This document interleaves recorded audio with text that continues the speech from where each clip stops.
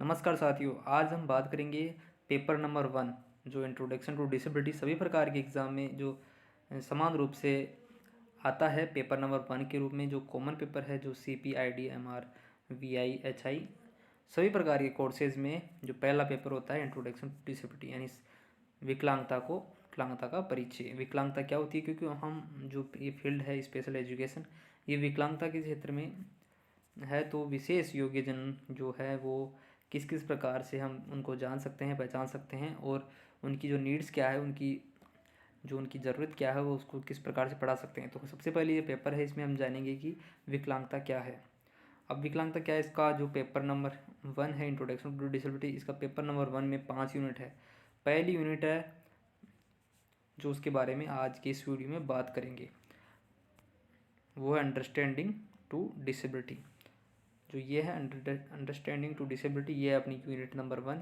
इसका जो unit number 1.1 है, historical developmental in understanding disability, विकलांगता का ऐतिहासिक परिचय, यानी कि विकासात्मक परिचय, किस प्रकार से जो डिसेबिलिटी क्षेत्र में कार्य हुए हैं, विकास हुआ, उसके बारे में हम इस वीडियो में जानेंगे। चलिए आज की जो शुरू करते हैं कि विकलांगता जो शब्द है, जो विकलांगता शब्द हमारे सामने अगर कोई बोलता है कि विकलांगता, तो एक निःशक्त जन और बेबस मासूम सा चेहरे सामने आता है। परंतु ये भी सत्य है कि जो कुछ वर्षों से विकलांगता के क्षेत्र में बदलाव हुए हैं, विकलांग शब्द यानी विकलांगता की जो शब्द है उसमें बदलाव होकर उन्हें क्या कर दिया, दिव्यांगता या विशेष योग्यजन, CWSN, child with special need, इस प्रकार के नाम से हम इसको जानने की परंपरा शुरू हो गई है। स्टार्टिंग के से यानी प्रारंभ के समय से ही इस वर्ग वो विशेष रहा है। विशेष इसलिए रहा है क्योंकि पहले तो इस प्रकार के लोगों को उनकी कमजोरी, लाचारी और विशेषता के और विशेष योग्यता के कारण जानते थे, परंतु अब उनकी विशेष योग्यताओं के रूप में जानते हैं। प्राप्त ऐतिहासिक जानकारियों के अनुसार पूर्व में इन बच्चों की स्थिति शोचनीय थी। समाज द्वारा इन्हें राक्षस, बुरी आत्मा और पूर्व जन्म के पाप, यानी कहते हैं कि इसका तो पहले के जन्म के पाप किए थे, इस वजह से ऐसा हो गया। तो आदि नामों से पहचाना जाता था। तो उनके घर वालों को भी कभी परेशानी का सामना करना पड़ता था कि तुम्हारे जो पूर्व जन्म के पाप है उसकी वजह से आपके इस प्रकार के बच्चे हुए हैं। तो इसलिए उन्हें मजाक का पात्र बनाया जाता था। उनके साथ ही जानवरों जैसा व्यवहार किया जाता, क्योंकि वो भी एक जानवर की तरह क्षीण बुद्धि के बालक थे, और वो अपने जो सामाजिक जीवन उसमें अपने घुल मिल नहीं सकते थे। ऐसे लोगों का प्रभाव समाज के अन्य लोगों पर न पड़े, इसके लिए उन्हें क्या करते थे, समाज से अलग रखते थे, ताकि दूसरे जो बच्चे हैं वो इनसे इन्फेक्ट ना हो। 12वीं शताब्दी के बाद इनके प्रति लोगों का दृष्टिकोण में परिवर्तन आना प्रारंभ हुआ, तथा कुछ जो धर्मावलंबी थे उन्हें द्वारा समाज का एक अंग मानते हुए उनके रहने की व्यवस्था समाज से अलग कर दी गई थी। भारत में पाँच 5000 ईसा पूर्व में विकलांगों को समान दृष्टि से देखे जाने का साक्ष्य मिलता है। हम देखते हैं जैसे महाभारत के अंदर धृतराष्ट्र से वो अंधे थे, यानी विजुअल इम्पेयरमेंट थे, फिर भी उन्हें एक जो राजा की उपाधि यानी राजा राजकार्य संभालने के लिए दिया गया था। इसी प्रकार सूरदास जी थे, वो आंखों से अंधे थे, फिर भी उन्होंने बहुत बड़े बड़े ग्रंथों की रचना की थी। तो इस प्रकार से महाभारत, उपनिषदों और अन्य ग्रंथ में मिलते हैं। चौथी शताब्दी के लिए अलग अलग व्यवस्था की थी, जो तक इनके लिए अलग अलग व्यवस्था भी की जाने लगी, परंतु इसके बाद का कोई इतिहास में नहीं मिलता है। अब बात करते हैं, यही वह काल था जो वर्तमान समय में शैक्षणिक पुनर्जागरण का काल कहा जाता है, क्योंकि इस समय हमारे जो पेरिस के अंदर हस्तशालिक संकेतों की पद्धति का विकास हुआ था, और साथ ही दृष्टिवादितों की पद्धति का विकास हुआ था। अलग अलग विद्यालय की स्थापना की जाने लगी थी, और धीरे धीरे जो मानसिक मंद बालक है उनकी शिक्षा के प्रशिक्षण की विधियों का भी प्रादुर्भाव किया गया था। और 19वीं सदी जो आते आते हमने मनोविज्ञान के क्षेत्र में भी काफ़ी अच्छे प्रयास किए गए थे। तो उससे क्या हुआ कि जो ग्राहम बेल थे, अल्फ्रेड बिने, जिन्होंने बुद्धि लब्धि के लिए जो परीक्षण का आविष्कार किया था, और मारिया मोंटेसरी, जिन्होंने सेंसरी यानी अपने संवेदनाओं के आधार पर बच्चों को पढ़ाने के लिए कार्य किया था, अलेक्जेंडर ग्राहम बेल आदि का योगदान महत्वपूर्ण रहा था। इस काल में निःशक्त जनों के लिए पुस्तकें लिखी जाने लगी थी, और उनके विशेष विद्यालय की स्थापना 20वीं शताब्दी में जोर पकड़ा। इसी काल में रॉयल कमीशन पारित हुआ, और जिसके अंतर्गत विशेष विद्यालयों की स्थापना के जो प्रावधान के नियम थे, सन 1885-86 के अंदर तथा 1889 में लॉर्ड इंगटन जो श्रवणवादी और दृष्टिवादी बालकों की शिक्षा की बात कही थी। सन 1959 जो है उसमें ब्रिटेन में मेंटल हेल्थ एक्ट बना था। कब बना था? 1959 के अंदर मेंटल हेल्थ एक्ट। भारत में भी 1968 के अंदर राष्ट्रीय शिक्षा नीति आई थी। 1968 के अंदर राष्ट्रीय शिक्षा नीति आई और इसका उल्टा कर दें 1986 इसके अंदर क्या हुआ था? अपने जो शिक्षा नीति यानी राष्ट्रीय जो शिक्षा अधिनियम है वो आया था 1986 के अंदर। तो इस प्रकार से आगे देखते हैं कि कुछ वर्षों के बाद 1996 के अंदर आइडिया एक्ट यानी आइडिया एक्ट बना था, जिसमें विशेष बालकों की शिक्षण प्रशिक्षण और व्यक्तिगत प्रशिक्षण के कार्य को चलाने की बात की गई थी।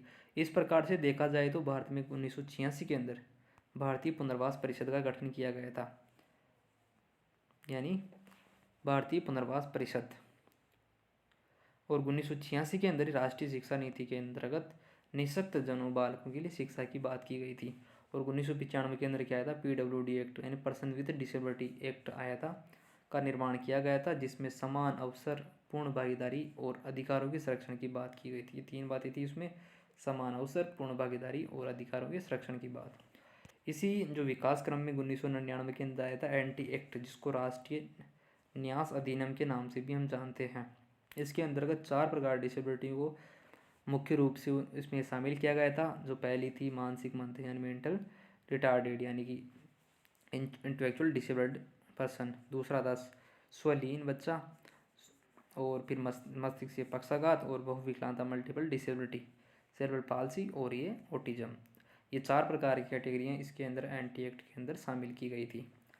इन बालकों के हितों के संरक्षण की बात की देखा गया तो प्रारंभिक दौर पर निःशक्त व्यक्तियों के लिए बहुत ही सकारात्मक नजरिया नहीं रखा गया, परंतु जैसे जैसे समय बीतता गया इन्हें समाज में अधिकारिता मिलती गई।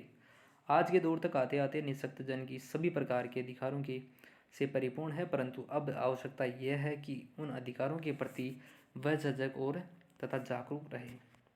अब बात करते हैं 1.2 अपना जो पेपर है, पेपर नंबर 1 का जो पार्ट नंबर 2 यूनिट 1 की जो 1.2 है उसके बारे में बात करते हैं। इसके अंदर ICIDH और ICF के बारे में जानेंगे, क्योंकि इसके अंतर्गत हम इम्पेयरमेंट, डिसेबिलिटी, हैंडीकैप और इनके बारे में जानेंगे। चलिए इनके बारे में स्टार्ट करते हैं। ये जो शॉर्ट फॉर्म है ये आपको याद करनी है तो आप इसमें देखकर याद कर सकते हैं। इनके शॉर्ट क्वेश्चन बनते हैं एग्ज़ाम के अंदर ICF के। और सबसे पहले बात करते हैं इम्पेयरमेंट यानी क्षति क्या होती है। क्षति होती है जैसे किसी पहले रोग हुआ हमारे शरीर में, किसी प्रकार के रोग की वजह से हमारे शरीर में किसी प्रकार की जो कमी होती है, जैसे किसी के अंगुली में कोई मान लो कट गई या कुछ वजह हो गई तो उसके कारण हमारे हाथ में क्या हुई? क्षति हुई, यानी एक अंगुली की क्या हो गई? क्षति हो गई। इसमें क्या है कि क्षति जो शारीरिक मनोवैज्ञानिक मन से भी क्षति हो सकती है और शरीर से भी हो सकती है, या संरचना अपनी स्ट्रक्चर है शरीर का या कार्य उनकी संरचना से संबंधित विषमता या क्षति या हानि को क्या कहते हैं? हम यहाँ पर क्षति कहते हैं। तो ये पूछा जाता है क्षति क्या है? क्षति है कि शारीरिक शरीर से, मनोवैज्ञानिक मन से और संरचना अपने स्ट्रक्चर से, कार्य और संरचना से संबंधित जो विषमता हुई या कमी हुई उसको क्या कहते हैं? क्षति कहते हैं। ICIDH के ड्राफ्ट में सैद्धांतिक रूप से क्षति अंग स्तर में गड़बड़ी का प्रतिनिधित्व करता है। इसके संबंध किसी भी कारण से उत्पन्न हुए शारीरिक संरचना अंग प्रणाली में असामान्यता, यानी अपने अंग जो शारीरिक अंग है उसकी असामान्यता हुई क्षति व्यक्ति में जैविकीय चिकित्सीय मानक स्थिति से विचलन को दर्शाता है, यानी कि अपने शारीरिक जो संरचना उसमें विचलन यानी उससे अलग होने को दर्शाता है, यानी शरीर से किसी प्रकार की कोई चीज़ कमी हो रही है उसको दर्शाता है। यहाँ पर यह असामान्यता की वह स्थिति है जो एक उत्तक भी कम हो सकता है, एक अंग या अंग तंत्र या शरीर में किसी अन्य विसंगति यानी किसी प्रकार की कोई दूसरी विसंगति हो जाती है, उसमें या तो दोष हो जाता है या उसकी हानि को ये दर्शाता है क्या? क्षति। इसमें जो इसकी सीमाएं और हानियाँ स्थायी भी हो सकती है और अस्थायी भी हो सकती है। यद्यपि रोग से क्या हुई? क्षति की स्थिति आती है, यानी पहले रोग हुआ किसी प्रकार का, जैसे मान लो किसी हाथ में अंगुली में किसी रोग हो गया, रोग होने से अपनी अंगुली कट गई यानी कि क्षति हो गई उसकी, तो ये इस प्रकार की स्थिति यहाँ पर आती है। फिर भी क्षति की स्थिति के लिए रोग का होना आवश्यक है, यानी रोग का होना आवश्यक नहीं है। यहाँ पर ये होना चाहिए था कि क्षति के लिए किसी रोग का होना आवश्यक नहीं है, क्षति किसी प्रकार से भी हो सकती है। अब बात करते हैं डिसेबिलिटी। क्षति से क्या हुई, फिर अक्षमता हो गई, और अक्षमता से होती है फिर अपने इम्पेयरमेंट। तो ये बात करते हैं सबसे पहले डिसेबिलिटी की। व्यक्ति के लिए सामान्य, जो अपने जनरल जो व्यक्ति कार्य करता है, वो सामान्य माने जाने वाली क्रियाओं की श्रेणी में सामान्य रूप से गतिविधि प्रदर्शित करने में किसी प्रकार की बाधा आती है उसको, या किसी प्रकार की कमी होती है, उसके कारण क्षति के कारण जो उत्पन्न हुई, क्षति के कारण अगर मान लो अपने अंगुली में किसी प्रकार की दिक्कत हो गई, उसके कारण हम उस अंगुली से या उस हाथ से कार्य नहीं कर पा रहे, उसके कारण हमारी क्षमता में क्या हुई, कमी हुई। यानी अगर हम फ़ोन चला रहे हैं और हमारी उंगली कट जाती है, उसके कारण हमें क्या हो रही है, उस कार्य करने में बाधा हो रही है। तो उसके कारण अपने जो कमी या गतिविधि में कोई कमी प्रदर्शित हो रही है, तो वो क्या कहलाती है, अपनी अक्षमता, यानी क्षमता नहीं है वो कार्य करने की, तो ये अक्षमता हो गई। क्षति क्या हो गई, हमारे शारीरिक संरचना में किसी प्रकार की कमी को क्षति कहते हैं। और अक्षमता हो गई कोई कार्य, उससे उस अंग या उस उत्तक से कोई कार्य करते हैं, उस कार्य में अगर किसी प्रकार की गतिविधि में कमी महसूस होती है, तो वो अक्षमता कहलाती है। ये परिभाषा थी WHO ICIDH 1980 की। अब व्यक्ति द्वारा गतिविधि या और जो कार्यात्मक प्रदर्शन की क्षमता कमी अक्षमता कहलाती है, सीधी भाषा यहाँ पर है, जो कि क्षति के परिणाम को प्रदर्शित करती है। अतः सामान्य रूप से कहा जा सकता है कि अक्षमता क्षति का परिणाम है। अक्षमता किसका परिणाम है, क्षति, यानी कि रोग हुआ, रोग से क्षति हुई, और क्षति का परिणाम क्या हुई, अक्षमता हो गई। एक और जहाँ क्षति शरीर के कुछ अनियमित कमी को दर्शाती है, वहीं दूसरी ओर अक्षमता उनके शरीर कार्य कौशल, यानी कुछ कार्य करने की क्षमता को, या व्यवहारिक समीपता को प्रदर्शित करता है। अक्षमता क्षति और निःशक्तता के बीच की कड़ी होती है। अक्षमता की प्रमुख विशेषता वस्तुनिष्ठ से संबंधित होती है, यानी इस वस्तुनिष्ठता की प्रक्रिया द्वारा व्यक्ति की कार्यात्मक सीमाओं को निर्धारित, यानी कि उनको निर्धारित होता है, सीमाओं का निर्धारण होता है यहाँ पर। अब बात करते हैं हैंडीकैप। अब जो डिसेबिलिटी हुई, डिसेबिलिटी से क्या हुई, अब विकलांगता हो गई, यानी कि क्या हो गई, निःशक्तता हो गई, हैंडीकैप क्या होता है, एक परमानेंट विकलांगता होती है। एक व्यक्ति के लिए विकलांगता क्षति अक्षमता से उत्पन्न सीमा के रूप में है, जो उस व्यक्ति के विशेष की सामान्य भूमिका की पूर्ति करने में क्या करती है, वादा करती है। यानी जो एक सामान्य व्यक्ति है और एक जो क्षति या विकलांग व्यक्ति है, तो कुछ डिफरेंस हुआ, वो डिफरेंस जो हैंडीकैप की वजह से हुआ। यानी सामान्य भूमिकाओं में किसी प्रकार की बाधा उत्पन्न हो रही है, उनको क्या कहते हैं, हैंडीकैप कहते हैं। जैसे कि सामान्य व्यक्ति के हाथ है और दूसरे के हाथ नहीं है, तो सामान्य व्यक्ति जो क्षमता से जो कार्य कर पाता है, वो हैंडीकैप व्यक्ति नहीं कर पाता। विश्व स्वास्थ्य संगठन WHO ने विकलांगता को निर्धारित अवधारणा माना है, तथा इस अवधारणा के ऊपर निम्न बातों पर ध्यान देने के लिए कहा है। सबसे पहले बात आ रही कि इसके अंतर्गत व्यक्ति के स्वयं या किसी समूह के प्राथमिक मूल्यों में विस्थापन को देखा जाता है। प्राथमिक मूल्यों में विस्थापन को इसलिए देखा जाता है क्योंकि वो किस प्रकार देखा जाता है, दो रूपों से देखा जाता है। एक तो संरचनात्मक, उसके स्ट्रक्चर में कमी हुई, जैसे कि किसी अंगुली कट गई तो उसके स्ट्रक्चर में उसके हाथ में से एक अंगुली गायब हो चुकी है। और कार्यात्मक क्या हुआ, वो उसके हाथ से जो कार्य पहले कर पाता था वो अब नहीं कर पाता है। तो इस प्रकार से उसकी जो प्राथमिक मूल्य हैं उसमें अलग होने की स्थिति को देखा जाता है। इस अवधारणा के लिए समय, स्थान, स्थिति, भूमिका, सभी भूमिकाओं महत्वपूर्ण होती है। यानी एक व्यक्ति एक परिवेश में निःशक्त हो सकता है, जबकि वही दूसरे परिवेश में निःशक्त नहीं हो सकता। इस बात को देखते हैं कि जो व्यक्ति यहाँ पर मान लो कोई काम कर रहे हैं हम हाथों से, और उस व्यक्ति में हाथों में दिक्कत है या हाथों में डिसेबिलिटी है, तो वो व्यक्ति हाथों का कार्य करने में एक असामान्य महसूस करेगा, यानी सामान्य व्यक्ति से अलग महसूस करेगा। जबकि कोई व्यक्ति मान लो पैरों का कार्य है, उछलना है, कूदना है, तो दोनों व्यक्ति सामान्य और विशेष दोनों एक ही प्रकार के कार्य में किसी प्रकार की दिक्कत नहीं आएगी। तो यहाँ पर एक तो क्या हुई, उसकी भूमिका में बदलाव आया, स्थिति में बदलाव आया, और उसके स्थान में अगर मान लो किसी स्थान में कोई अंग मान लो उस स्थान पर कार्य करता है, वहाँ पर नहीं करता, पैरों का कार्य ज़मीन पर कार्य करेंगे, और समय समय पर अपने जो कार्य हैं वो कर पाते हैं। इस अवधारणा में आकलन प्रभावित व्यक्ति की सीमाओं का ही होता हुआ, यानी कोई व्यक्ति किसी अंग से प्रभावित है तो उसकी जो सीमाएं हैं, विकलांग व्यक्ति कम कार्य कर पाएगा, उसकी सीमाएं लिमिट हो गई, तो उससे हम इसको आकलन कर सकते हैं। सबसे पहले होता है रोग से हुई डिजीज से हुई क्षति यानी इम्पेयरमेंट से अक्षमता हुई, उसके बाद में विकलांगता हुई, हैंडीकैप हुआ, डिसेबिलिटी से क्या हुआ, हैंडीकैप। तो ICF international classification of functioning, विकलांगता जो क्रियात्मकता, विकलांगता तथा स्वास्थ्य का अंतर्राष्ट्रीय वर्गीकरण जो सामान्य IFC के नाम से जाना जाता है।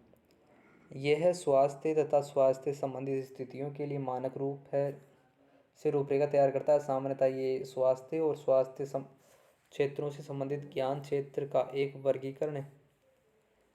वह ज्ञान क्षेत्र जो शारीरिक क्रियाओं और संरचना में परिवर्तन को समझने में मदद करता है, वह वर्गीकरण का पूरा नाम ICF-DH है, यानी कि international classification of functioning disability and health.